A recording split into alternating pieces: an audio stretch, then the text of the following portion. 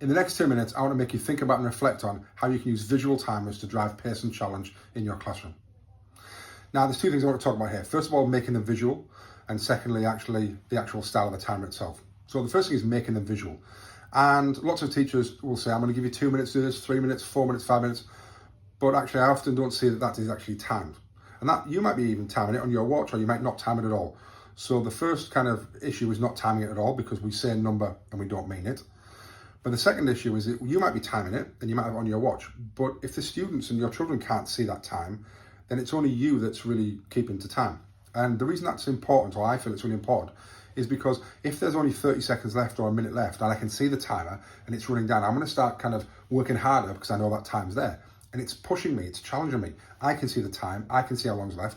If I don't know how long's left and I'm not really bothered, then it's not making any challenge whatsoever to me because I don't know how long's left.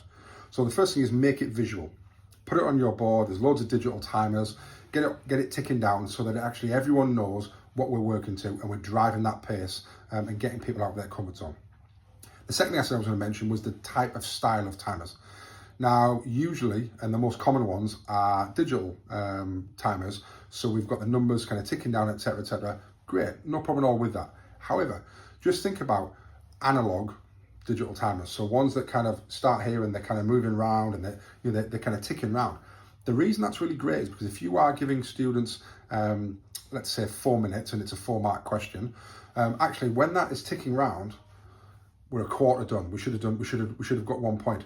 We're halfway done. We should be halfway there on 2 points. We're 3/4 way around. You can see the proportion to time a lot better.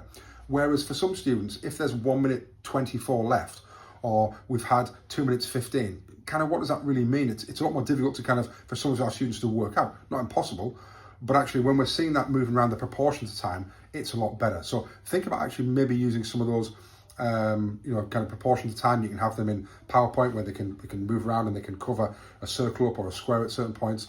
But ultimately, whatever you're going to use, make it visual, use it to aid pace and challenge, and then start to hold yourself to the right times, but also hold your students to that time, and then start to see them really driving that accelerated learning quicker because there's a time on the board. I'm working fast because I know it's ticking down.